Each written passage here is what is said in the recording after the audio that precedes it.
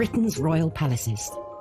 Majestic, It's absolutely dripping in history. luxurious, The White Drawing Room at Buckingham Palace is like a scene from a Disney film. and packed to the rafters with incredible secrets. Secrets that the royal family would much prefer not to be made public. From royal courtships to royal births to royal marriages and scandals, the palaces have played host to all of that. This series goes behind palace walls. The royal palaces represent the monarchy and have incredible history. We'll learn how these iconic creations were built. 16th century kings built with brick in a way that we wouldn't recognise today. This is George IV leaving his mark on the centre of London. Uncover the spectacular palace art housed within. The royal collection is vast, and I mean vast. It has more than 1 million objects spread across all of the royal palaces. Just imagine what has been collected over centuries. So this collection is unlike any other collection in the world. Discover their gruesome stories. It's an amazing insight into the royals' history, but also our common history. Frankly, if you're going to cut the head off a king, it's got to be done in a palace. And relive the recent events that shaped the modern royal family. The whole case was an absolute fiasco and a huge embarrassment. The Queen was particularly aggrieved that Harry had done it in the way that he had. This is The Secrets of the Royal Palaces.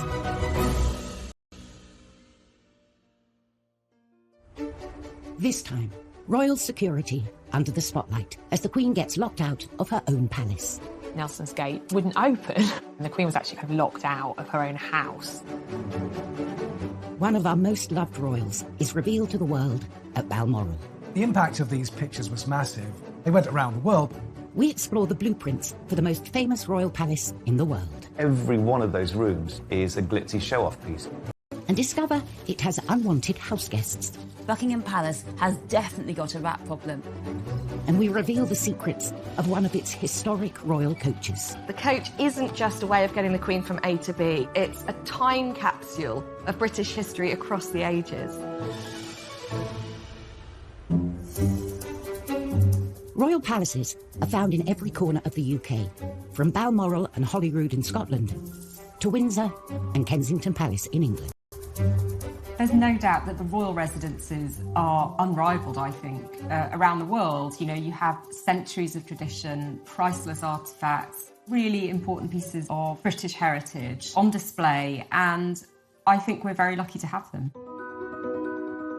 And the history and heritage continue inside the palaces as well, as they also house thousands of priceless treasures. The largest collection of art and furniture and beautiful treasures in the whole world. It's really effectively all of these things that have been collected by monarchs over the years. So therefore it's a brilliant collection that reflects our nation's evolution and historical significance. The Royal Collection tells us amazing things about the last 500 years of British and world history. But at Kensington Palace, one of the most historically important artefacts is hidden in plain sight. The weather vane sits on top of Kensington Palace. Built in 1605, the palace is one of the country's most popular visitor attractions, with over 500,000 people a year walking through these gilded gates. I think most people who come to Kensington Palace are hoping to spot a royal.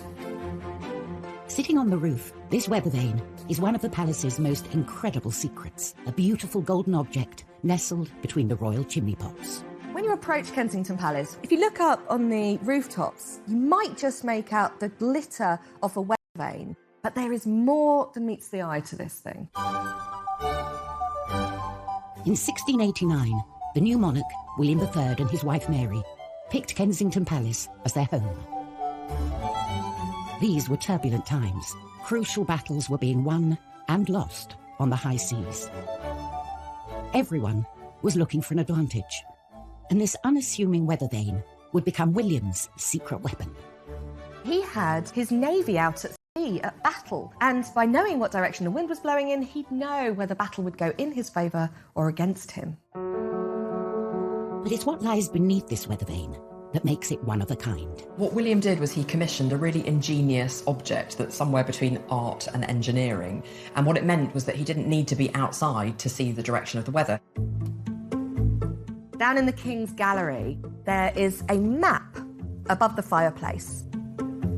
This map is so important because it became the very centre of King William's military operations. It's got the 4 continents in the corner, and Great Britain has been made much larger in scale in comparison to the rest of Europe, particularly France, with whom England was at war at the time. It's an amazing work of art, but what's incredible also is the metal dial and how that works. Connecting the two are a series of pulleys. So as the weather vane moves on the roof of Kensington Palace, a dial shifts on the face of the map. Instantly, William could see the direction of the wind and plot his next military manoeuvre on his map. It was a game changer, giving him a crucial edge over the enemy. William that they created, and amazingly it's still in perfect working order more than 300 years later. William's weather vane may be subtle and hidden away, but Kensington Palace most certainly isn't. It's one of the most public and easily accessible of all the palaces. For privacy, the royals retreat up to Scotland, to their most secluded palace, Balmoral. Located 100 miles northeast of Edinburgh, Balmoral Estate has been a royal palace since 1852, when Queen Victoria and Prince Albert bought the land and commissioned the castle. Balmoral is where the royals go on holiday, but it's not like the kind of holiday the rest of us have. They are woken to bagpipes in the morning.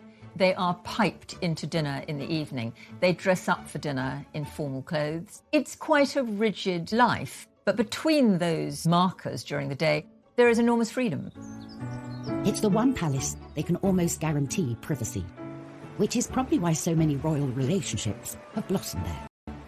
The Duke and Duchess of Cambridge spent time there when Kate was first being introduced to the family. But probably the most famous Balmoral romance happened in 1980.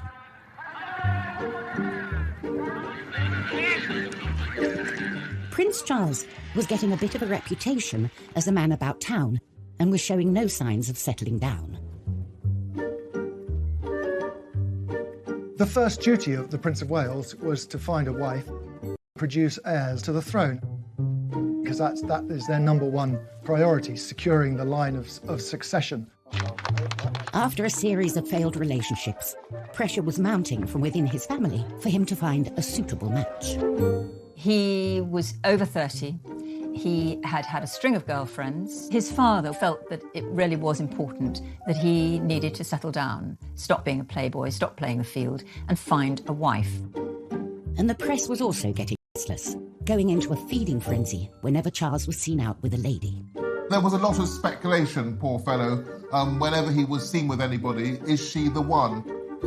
He did feel pressure, there's no question, from the press, from the media, and indeed from his own family.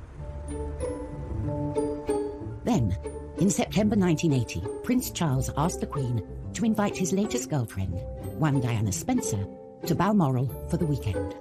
A positive sign that this relationship was important to him. But for any potential wife or husband, there is a secret tradition that takes place at this royal palace. The Balmoral test, a pretty terrifying moment for any would-be royal girlfriend.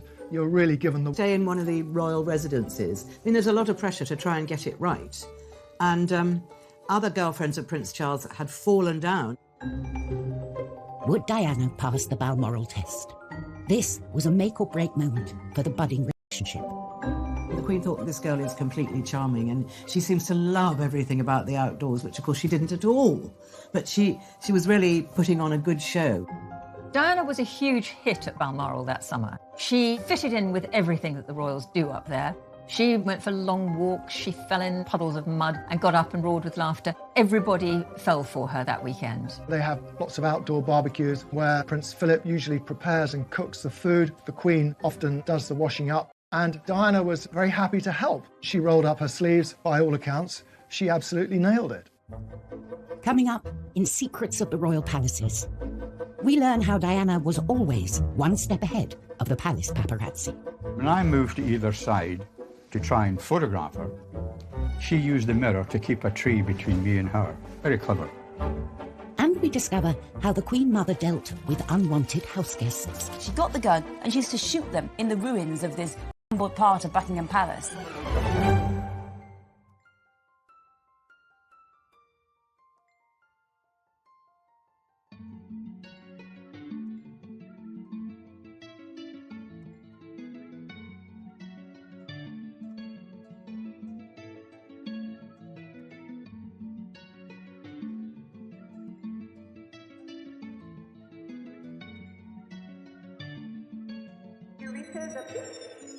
Oh my god.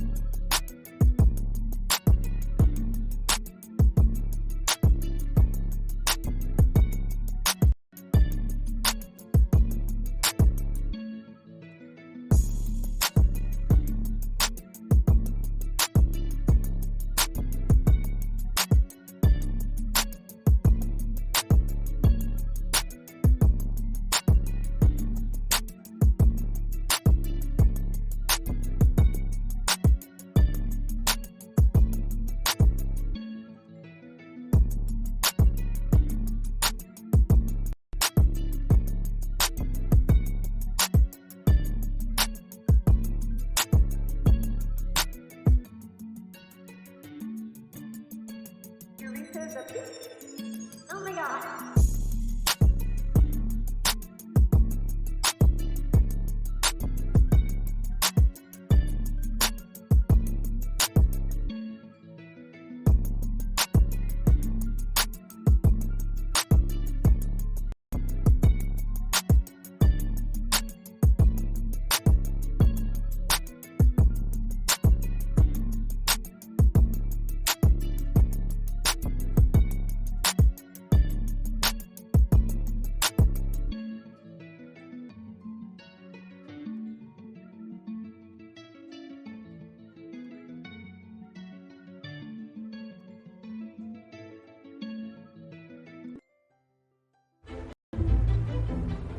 The royal palaces come in all shapes and sizes.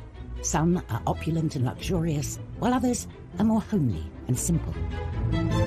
Palaces like Buckingham Palace demand attention, another backdrop for huge affairs of state, while others are just for the family, more secluded and secretive. In September 1980, one palace, Balmoral, was hiding a secret within its 50,000 acres. A secret that, when it got out, was going to change the royal family forever. The royal family have an annual holiday at Balmoral. It is one of the high spots of their year, and they are very private there.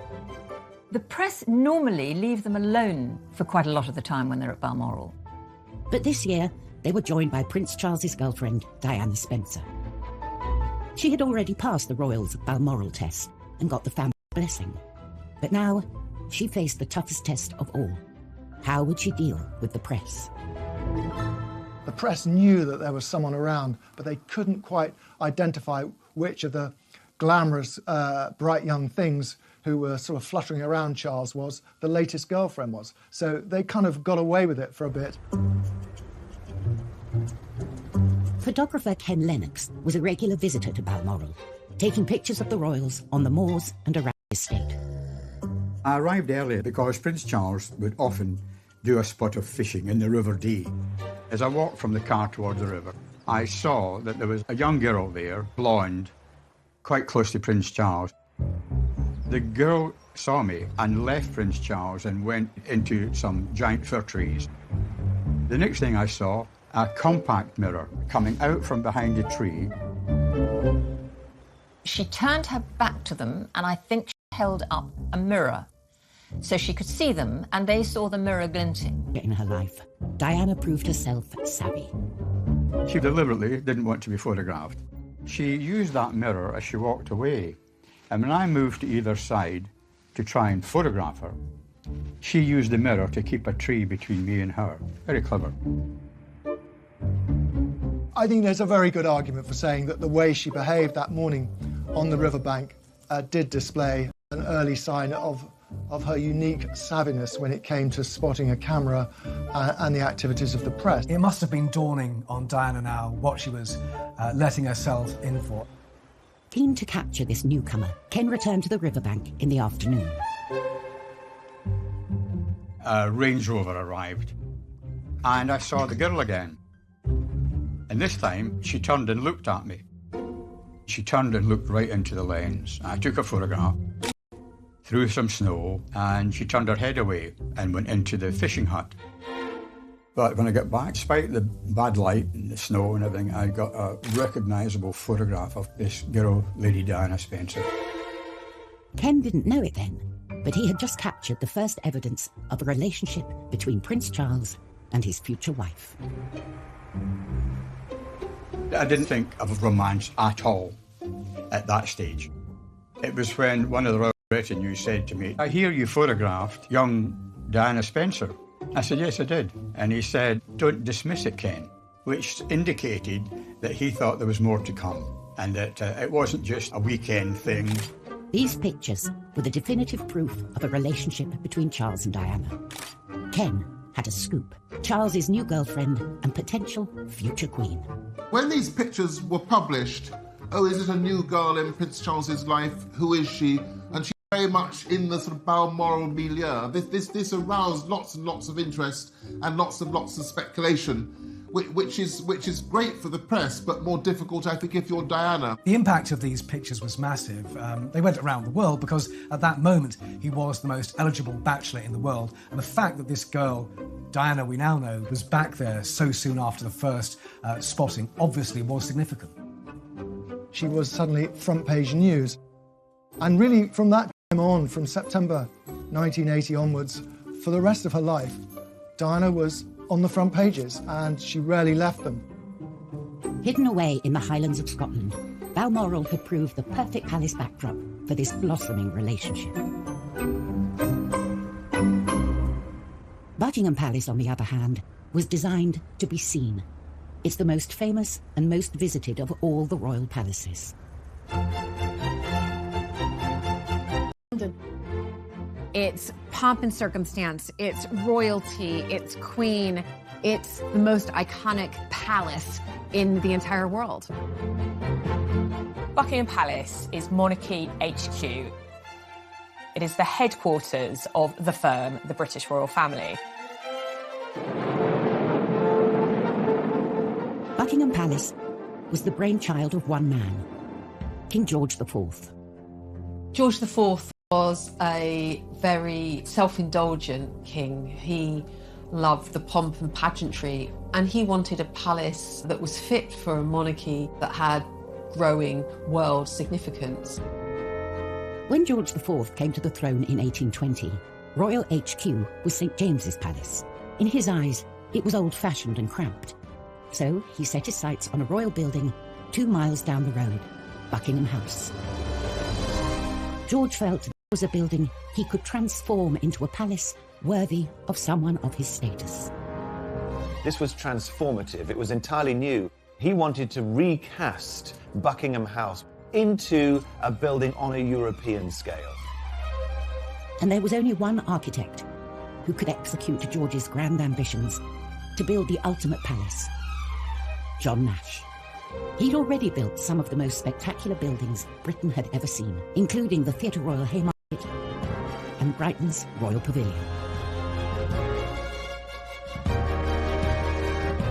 George IV, the showman, always wanted to show off, and Nash was the man to do it for him. Nash had turned the middle of London into a theatrical promenade. He was ingenious. Nash set about transforming Buckingham House into George's vision of a royal palace, doubling the main block in size and massively enlarging the rest. This is George IV leaving his mark on the centre of London. But only part of Nash's exterior remains today, and it is only seen by a privileged few. For those lucky few invited to a garden party, say, there is an opportunity to see the rear elevations. Yellowy sandstone sloping down to lawns, and beyond them gardens a lake. It's a neo-French classical style, and it's now, of course, hidden from public gaze. However, the back of the palace was relatively dull in comparison with George and Nash's plan for the front. The pièce de résistance was Marble Arch. The arch was built in front of the palace as its grand entrance. A marble from Italy. Every time the monarch swept through there, it would be with an imperial grandeur. But unfortunately, George never did get to sweep through the arch. He died in 1830, aged 67, before his grand palace was completed. The first monarch to move in was Queen Victoria in 1837, but she felt the palace wasn't big enough and started a major expansion project. She added an east wing. She basically needed more room for the kids. And the first casualty of her build was George's Marble Arch.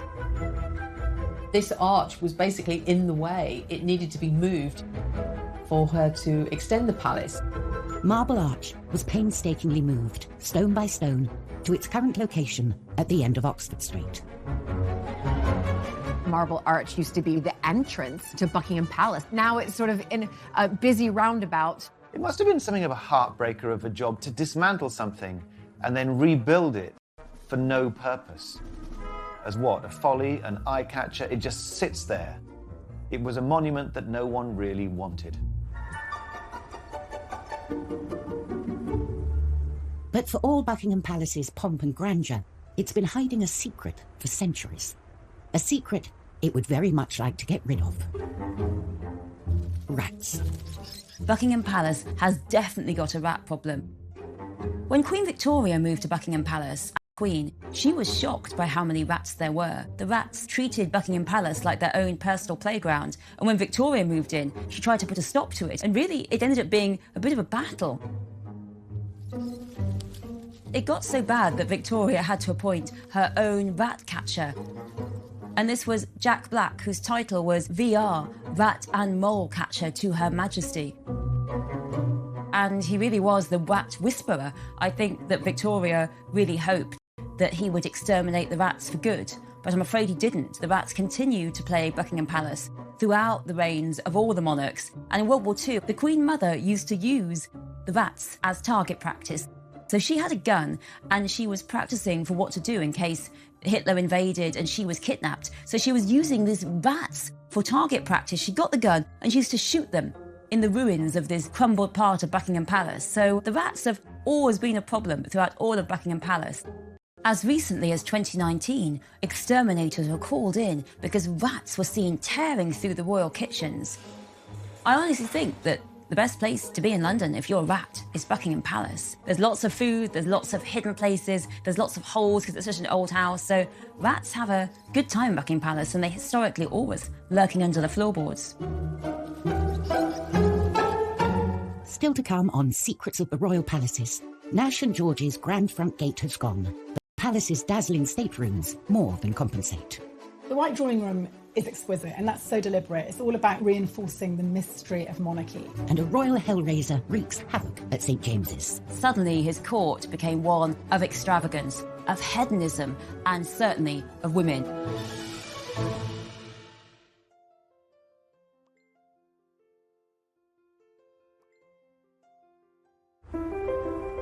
The British royal palaces are as individual as the monarchs they house.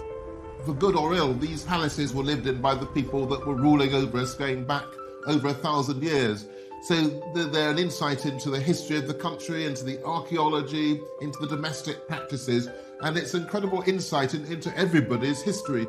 The palaces can change as often as the monarchs, falling in and out of favour, being bought, sold, demolished, or extended.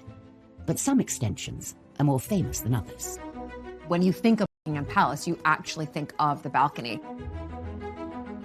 Ask anybody across the world, and the landmark they want to go see the most when they come and visit is the infamous balcony. For over a century, it's been the focal point for our national celebrations. It is the place where the royal family and the people connect. Walking out there and seeing the crowds of people cheering must be overwhelming. This stone platform has become the place where we welcome new monarchs and celebrate royal marriages. On this balcony, some traditions have been shaped by popular demand. Prince George of Kent and Princess Marina became the first royals to wave to the crowds in 1934. And in 1981, Prince Charles and Princess Diana bowed to the crowd cheers and became the first newlyweds to kiss on the balcony. A tradition that continues today.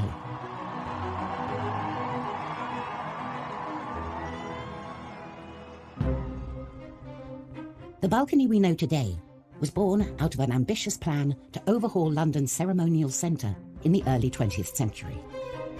Architect Aston Webb not only gave the palace a new front of Portland stone, but also widened the mall and created Admiralty Arch. I think if George IV had seen Buckingham Palace today, he'd say, that's what I was talking about. It starts with a version of Marble Arch. Then the Great Road of the Mall frames a processional view of Buckingham Palace. And then he guides your eye to the very centre by setting underneath the focal pediment a balcony. And the royal family themselves become the very focus of the end of this long parade of greatness. But when Webb began work, Buckingham Palace didn't have a balcony at all. The facade presented to the world was one that could have been the front of a hotel or railway station or one of London's clubs. To transform Buckingham Palace into a more suitable seat of power, Webb naturally turned to Stockport. If you were to take the main part of Lyme Park in Cheshire and just glue it on, you wouldn't be far off what you're looking at today.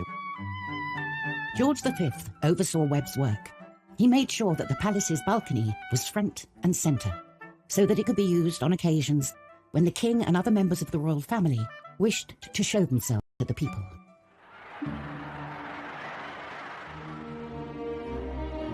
Just months after the building was completed, World War I broke out, and the crowds gathered to seek reassurance from the king. But perhaps the balcony's most defining moment came on VE Day in 1945. They talked of it being draped in crimson and fringed in gold, you know, across the sort of grey slash that is the frontage of Buck Pal. There is this kind of extraordinary flicker of hope and majesty around which everyone could gather and cheer and say hallelujah because the war was over. It gives a focal point, if you like, for national emotion. Millions watch the royal family standing on the palace's balcony, unaware it's a copy of a Stockport stately home. But not all monarchs use their palaces to celebrate moments of national pride. Back in the 17th century, in particular, hell-raising Earl used St. James's Palace to throw bashes that threatened to ruin the reputation of his king, Charles II. Charles had a group of male friends, which was perhaps the most shocking group of male friends you could possibly imagine, and they were called the Merry Gang. His court became one of extravagance, of hedonism, and certainly of women. The head of this lot was John Wilmot, 2nd Earl of Rochester, who we know now through what are the rudest poems in the canon of English literature you will ever find. I mean, there aren't many about trees and flowers, frankly, that everyone did go too far. And what he did was he wrote this poem called A Satire on Charles II, and it was savage. It savaged the king, it savaged the court, and it was so disdainful. And this is the worst line for me. Rochester said of the king, restless he rolls about from whore to whore, a merry monarch, scandalous and poor. So Rochester really was never again the king's friend. This poem marks the final break. That was the end of Rochester as being part of the king's court until his death, finally, fittingly, of syphilis in 1680.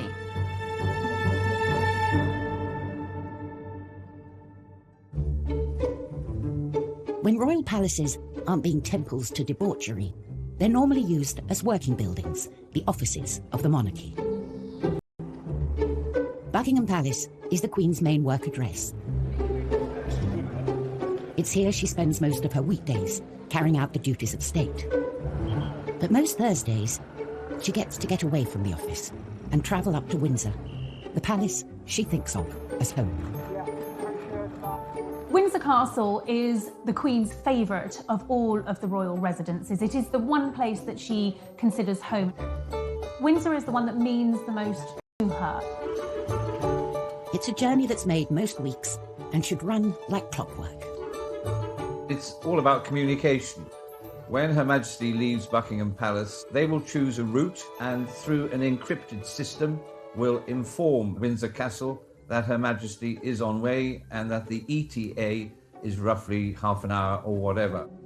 But on the 5th of March, the Queen turned up at one of the palace's many side entrances, ready to start her weekend, only to find the gates of the castle firmly shut.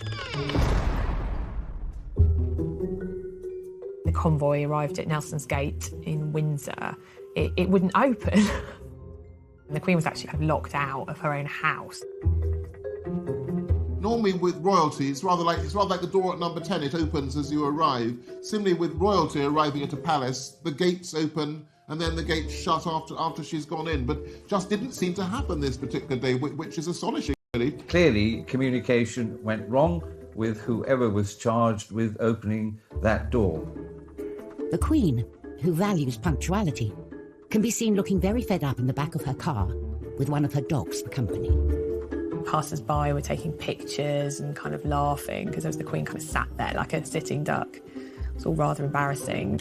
Unfortunately, the gates of the castle remained shut, even after a little gentle persuasion from one of her protection officers.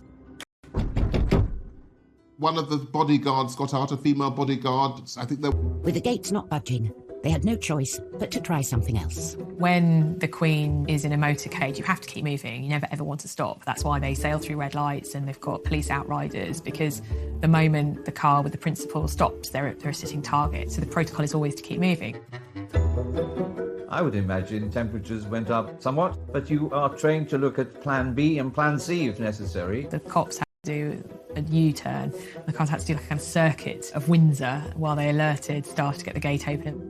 Thankfully, after a quick trip around the block, her security team managed to contact the castle and inform them they had a rather annoyed monarch waiting to get into her own house. Whether they were embarrassed, I don't know. Whether they were angry, possibly. The Queen always says, famously, get it right. I don't imagine the Queen would have personally given them a rocket, but perhaps the message would have come down that one was not amused.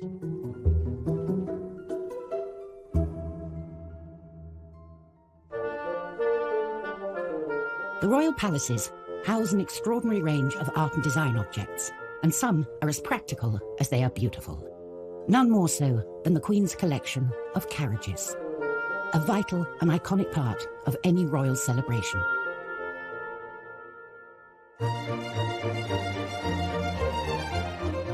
These carriages are usually reserved for big occasions, coronations, state visits, royal weddings, or the opening of Parliament. The royals have to use these carriages because it's tradition. It's what we all remember, it's what we see in the history books, it's what we envision.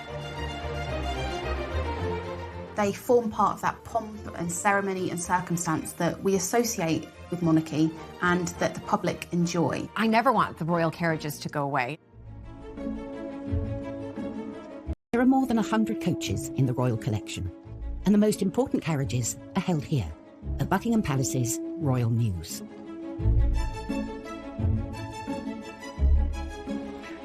The newest coach on the Mews is the Diamond Jubilee State Coach, which made its first appearance in 2014 as the Queen set out from the palace for the state opening of Parliament. The Jubilee coach looks really like a kind of classic fairy tale coach. Black and gold. It's got all the symbols of monarchy.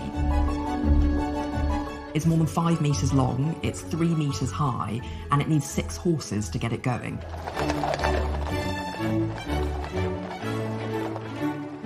And of course, the perfectly clean and large windows allow her subjects a glimpse of the monarch as she passes by. We can see them much better. If they were in a car, it's faster. There's not as many sort of... And due to a secret 360-degree camera hidden in the golden crown on the top of the coach, the Queen gets to peek out at her subjects as they peek in. Coming up on Secrets of the Royal Palaces, we reveal the secrets hidden inside the Queen's most luxurious carriage. You can see immediately that something special is going on. And in our final tour of Buckingham Palace, we take you into the heart of the incredible staterooms, dripping with gold, and a hidden passageway. The White Drawing Room at Buckingham Palace is like a scene from a Disney film in many ways.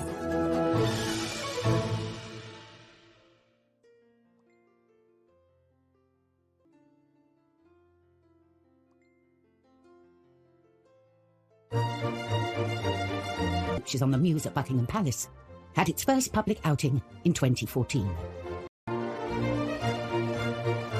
The coach, made in Australia, was originally designed for the Queen's 80th birthday in 2006. The coachmaker was a man called Jim Frecklington, and I think it's fair to say he was an obsessive. He had actually already designed a coach for the Queen. That was the Australian state coach that was gifted to her in 1988. But with this, he wanted to do something even more extraordinary. Frecklington wanted the coach to be history personified and packed with historic artefacts.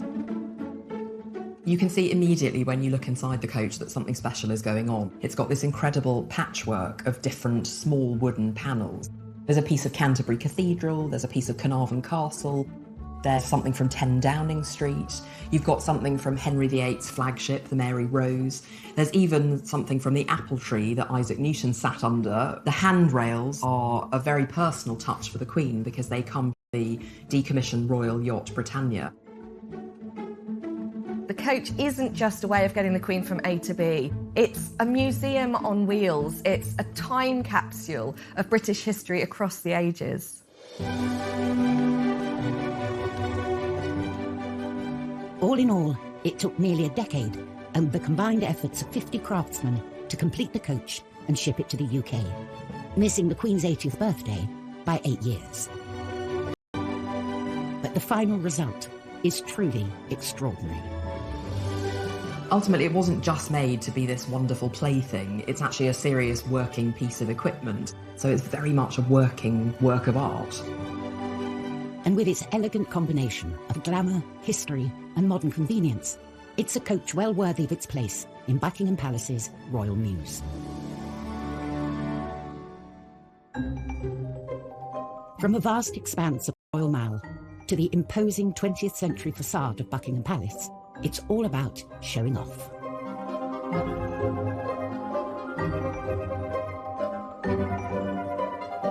When you walk in, it's a little bit like the TARDIS. You get past the kind of dull grey exterior and in you go, and all is opulence. And this wonderful sense of being transported into another world. George IV and his architect John Nash transformed what was Buckingham House into this most famous of royal palaces. Guests enter the Grand Hall and make their way through to the Grand Staircase. The Grand Staircase is a double-legged staircase that sweeps up to the first floor apartments. If you look up to this glass ceiling, it's almost like God is shining down on you. And of course, lest we forget, and I'm sure George IV never forgot, royalty, especially, was regarded as God's appointed messenger on earth, the divine right of kings. After the staircase, visitors arrive at a series of state rooms. The sequence of rooms by design in a royal palace are intended to get grander and grander as you get closer and closer to the heart of the monarchy and the private apartments of the monarch. But what's notable here is that they're all splendid. The state rooms contain many great treasures from the royal collection, including the greatest painting and sculptures through the ages, and some of the best English and French furniture in the world. Every one of those rooms is a glitzy show-off piece. The grandest of all the state rooms is the White Drawing Room. The White Drawing Room is exquisite, and that's so deliberate. It's all about reinforcing the mystery of monarchy. The grandest of the staterooms adorned with French and English finest porcelain and furniture. The White Drawing Room at Buckingham Palace is like a scene from a Disney film in many ways. You have these incredible high ceilings, everything decorated in gold, gold piano, enormous chandeliers. You know, it's what you'd imagine the Queen's Palace to look like. This room holds a palace secret. If you look very carefully, there are two mirrors, and one of them is just a chink ajar. And if you ask very nicely, someone might show you that it actually opens slightly. And that is the way that the Queen accesses her private apartments. The Queen enters from her royal closet, and out she pops, there to be presented among the chosen few. So really, Nash did us proud, or rather, did her proud. With no expense spared, Buckingham Palace has been wowing kings, queens, presidents, and the public for hundreds of years. It's the quintessential palace in the heart of London.